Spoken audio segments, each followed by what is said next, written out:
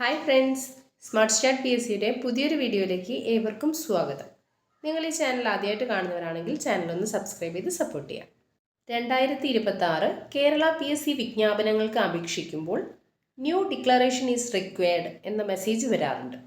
ഇതിനെ പറ്റിയാണ് ഇന്നത്തെ വീഡിയോയിൽ ഡിസ്കസ് ചെയ്യുന്നത്. ഇൻഎലിജിബിലിറ്റി എറർ എങ്ങനെ പരിഹരിക്കാം എന്ന് നമുക്ക് നോക്കാം.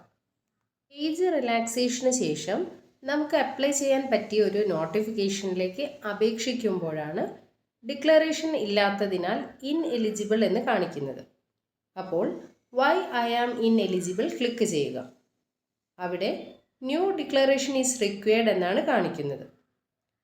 ആ ന്യൂ ഡിക്ലറേഷനിൽ ക്ലിക്ക് ചെയ്താൽ ഡിക്ലറേഷൻ ലിങ്ക് കാണാനാകും.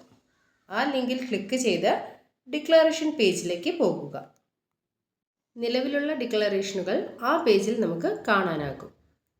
പുതിയ ഡിക്ലറേഷൻ നൽകാനായി add your declaration button click ചെയ്യുക.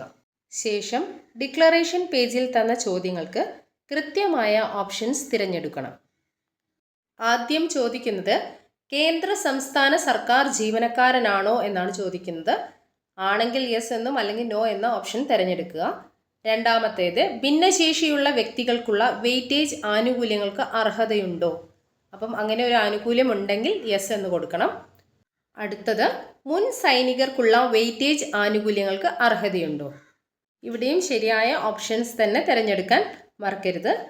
അടുത്തത് കായിക താരങ്ങൾക്കുള്ള സ്പോർട്സ് വെയിറ്റേജ് ആനുകൂല്യങ്ങൾക്ക് അർഹതയുണ്ടോ എന്നാണ് ചോദിക്കുന്നത്. അർഹതയുണ്ടെങ്കിൽ യെസ് എന്ന് കൊടുക്കാവുന്നതാണ്. അടുത്ത് ചോദിക്കുന്നത് NCC വെയിറ്റേജ് ആനുകൂല്യങ്ങൾക്ക് അർഹതയുണ്ടോ എന്ന് ചോദിക്കുന്നുണ്ട്. ഉണ്ടെങ്കിൽ യെസ് എന്നും ഇല്ലെങ്കിൽ നോ എന്നും അവിടെ ഫില്ല് ചെയ്യാം. അടുത്തത് SPC student police cadet weightage ആനുകൂല്യങ്ങൾക്ക് അർഹതയുണ്ടോ എന്ന് ചോദിക്കുന്നുണ്ട്. അടുത്തത് നോക്കാം.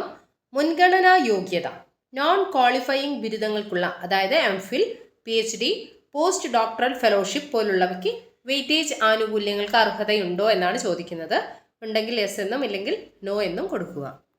അടുത്തത് ഏജ് റിലാക്സേഷൻ, പ്രായപരിധിയിൽ ഇളവ് ലഭിക്കുന്നതിനായിട്ട് എന്തെങ്കിലും അവകാശവാദമുണ്ടോ എന്നാണ് ചോദിക്കുന്നത്. അതായത് അനാഥർ, വിധവകൾ, ഹോം ഗാർഡ്, പ്രൊഫഷണൽ സർവീസ് തുടങ്ങിയവയിൽ എന്തെങ്കിലും ക്ലെയിം ചെയ്യാനുണ്ടോ എന്നാണ് ഇവിടെ ചോദിക്കുന്നത്. ഇവിടെ തന്നിരിക്കുന്നതിൽ എന്തെങ്കിലും നമുക്ക് ക്ലെയിം ചെയ്യാനുണ്ടെങ്കിൽ യെസ് കൊടുക്കാം, അല്ലാത്തവർ നോ കൊടുക്കുക. അടുത്തത് മുൻഗണനയ്ക്കായി എന്തെങ്കിലും അവകാശവാദമുണ്ടോ? ജവാന്റെ ഭാര്യ അല്ലെങ്കിൽ സ്കൗട്ട് ആൻഡ് ഗൈഡ്സ് തുടങ്ങിയവയിൽ എന്തെങ്കിലും നമുക്ക് മുൻഗണന ലഭിക്കുന്നുണ്ടോ എന്ന് നോക്കുക. ഉണ്ടെങ്കിൽ യെസ് കൊടുക്കുക, അല്ലെങ്കിൽ നോ കൊടുക്കുക. പ്രവൃത്തി പരിചയം, വർക്ക് എക്സ്പീരിയൻസ് ഉണ്ടോ എന്നാണ് ചോദിക്കുന്നത്. ഉണ്ടെങ്കിൽ യെസ് കൊടുക്കുക, ഇല്ലെങ്കിൽ നോ കൊടുക്കുക. അടുത്തതായിട്ട് വരുന്നത് ഔദ്യോഗിക സേവനത്തിൽ നിന്ന് പിരിച്ചുവിടപ്പെടുകയോ കോടതി ശിക്ഷിക്കുകയോ ചെയ്തിട്ടുണ്ടോ? ഉണ്ടെങ്കിൽ യെസ് കൊടുക്കുക, ഇല്ലെങ്കിൽ നോ കൊടുക്കുക. അടുത്തത് മുമ്പ് പബ്ലിക് സർവീസ് കമ്മീഷൻ PSC പരീക്ഷകളിൽ നിന്നോ മറ്റോ വിലക്ക് കിട്ടിയിട്ടുണ്ടോ എന്നാണ് ചോദിക്കുന്നത്. അതിനും ശരിയായിട്ടുള്ള ഓപ്ഷൻ ഏതാണെന്ന് വെച്ചാൽ അത് ഫില്ല് ചെയ്യാം. ഡിക്ലറേഷൻ പേജിൽ തന്ന ഇത്രയും ചോദ്യങ്ങൾക്ക് കൃത്യമായ ഓപ്ഷൻസ് തിരഞ്ഞെടുത്തതിന് ശേഷം കാണിച്ചിരിക്കുന്ന ആക്സസ് കോഡ് കൃത്യമായിട്ട് ടൈപ്പ് ചെയ്യാം. പിന്നീട് സേവ് ബട്ടൺ ക്ലിക്ക് ചെയ്യാം.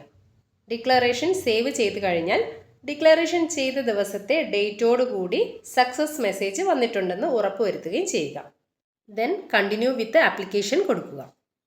ഡിക്ലറേഷൻ വിജയകരമായി പുതുക്കിയാലും ചില കേസിൽ ഇൻഎലിജിബിലിറ്റി എന്ന് തന്നെ കാണിച്ചേക്കാം. അതിന് കാരണം ആ തസ്തികയിലേക്ക് ആവശ്യമായ യോഗ്യതകൾ നിങ്ങളുടെ പ്രൊഫൈലിൽ ചേർത്തിട്ടില്ലെങ്കിൽ ഇത്തരത്തിൽ ഇൻഎലിജിബിലിറ്റി കാണിക്കാം എന്നുകൂടി ഓർത്തു വയ്ക്കുക. ഈ വീഡിയോയിൽ പറഞ്ഞ ഇൻഎലിജിബിലിറ്റി എറർ എങ്ങനെ പരിഹരിക്കാം എന്ന കാര്യം എല്ലാവർക്കും മനസ്സിലായെന്ന് വിചാരിക്കുന്നു. എന്തെങ്കിലും ഡൗട്ട്സ് ഉണ്ടെങ്കിൽ കമൻറ്റ് സെക്ഷനിൽ ചോദിക്കാവുന്നതാണ്. അപ്പോൾ ഈ ചാനൽ നിങ്ങൾ ആദ്യമായിട്ട് കാണുന്നവരാണെങ്കിൽ ചാനലൊന്ന് സബ്സ്ക്രൈബ് ചെയ്ത് സപ്പോർട്ട് ചെയ്യാം. വീഡിയോ ഇഷ്ടമാവുന്നുണ്ടെങ്കിൽ ലൈക്ക് ചെയ്യാനും കൂട്ടുകാർക്ക് ഷെയർ ചെയ്ത് കൊടുക്കാനും മറക്കരുത്. Thank you for watching.